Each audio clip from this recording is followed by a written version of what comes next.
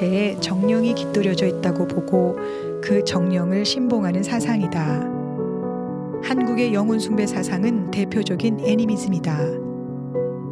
마을의 어귀에서 볼 수 있는 장승이나 선앙당 등도 애니미즘의 한 형태이다.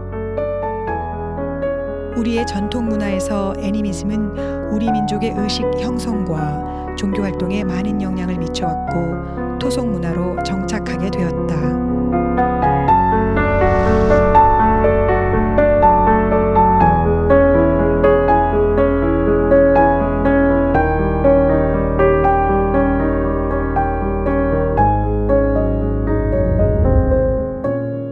샤머니즘은 북아시아의 전통적인 원시 종교로 초자연적인 존재와 소통하는 무속인이 예언과 병을 치료하고 주술을 하는 종교이다.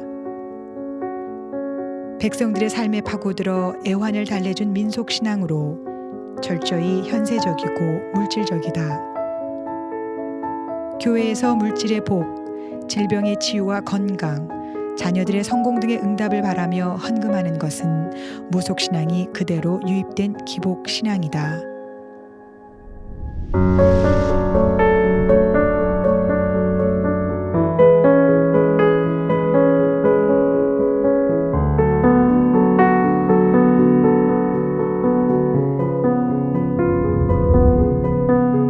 불교는 372년 고구려 소수림 왕 때 중국에서 들어왔다.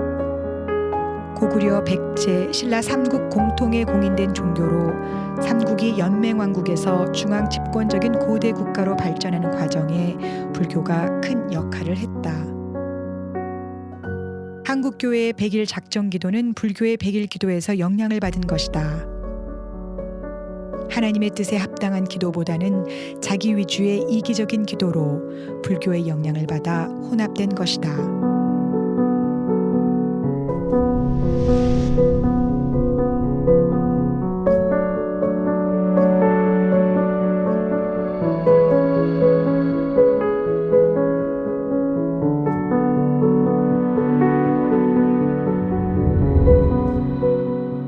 (1392년) 조선왕조 개국과 더불어 고려왕조의 국교였던 불교를 대체하기 위해 유교 사상을 종교화한 것이다.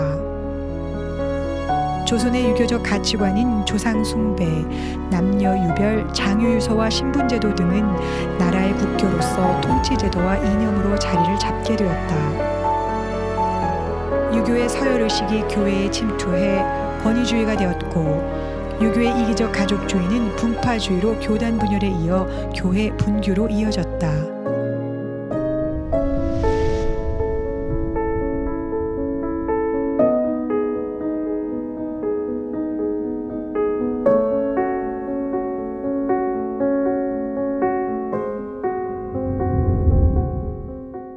(1910년) 한일합방 이후 일본이 패망할 때까지 한반도는 일왕 군주주의의 지배하에 나라의 주권과 언어를 빼앗긴 삶을 살아야 했다. 1945년 해방 후 가장 중요한 과제는 식민잔재 청산과 민족정기의 회복이었다. 교회의 일제 잔재 청산은 신사참배 회개 운동에서 시작되어야 했다. 장로교회는 추록 성도가 가장 많은 경남노예를 중심으로 신사참배 회개를 강력히 주장했으나 총회로부터 배척되어 분열되었다. 교단 분립 후 신사참배 회개 운동은 좌절되고 신사참배를 제대로 회개하지 못한 한국교회는 해방정국에서 더 이상 예언자적인 목소리를 내지 못했다.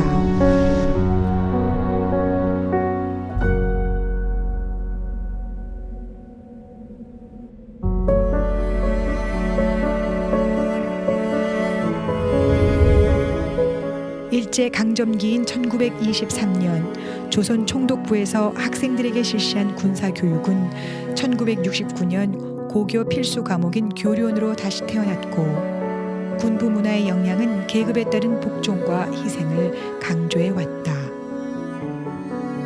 군사정권은 경제성장을 모든 정책의 최우선 과제로 삼았다. 군사정권 시대의 경제발전이라는 산업화 속에서 한국교회는 유례없는 양적 성장을 이룩했다. 1960년대 새마을운동이 시작되면서 잘 살아보세 운동을 할 때 한국교회는 현세적 복을 강조하면서 기복신앙으로 큰 성장을 이룩할 수 있었다. 적극적 사고, 성공과 풍요의 복음 등의 축복의 메시지는 이 시기에 크게 번창한 교회에서 공통적으로 들을 수 있는 설교 내용이기도 했다. 예수 믿으면 돈 잘 벌고 출세하고 성공한다는 번영신학은 인간의 욕망을 위해 성경을 수단으로 썼던 중세의 타락한 기독교 모습이다. 기복신앙과 물질주의 같은 세속적 요소를 척결하는 것이 교회에서 무엇보다 중요한 개혁 과제이다. 이제는 양적 성장이 아닌 질적인 성장을 위해 한국교회 깊숙이 내린 외적인 요소를 철저한 회개를 통해 뿌리 뽑고 복음의 본질을 회복하여 성숙한 하나님의 백성으로 열방에 복음을 전하는 교회로 거듭나야 할 것이다. 예수를 위해 내 모든 것을 버릴 수 있는 성숙한 크리스찬들이 많이 배출될 때 한국교회는 한국뿐 아니라 세계에 하나님의 나라를 건설할 수 있는 하나님의 도구가 될 것이다.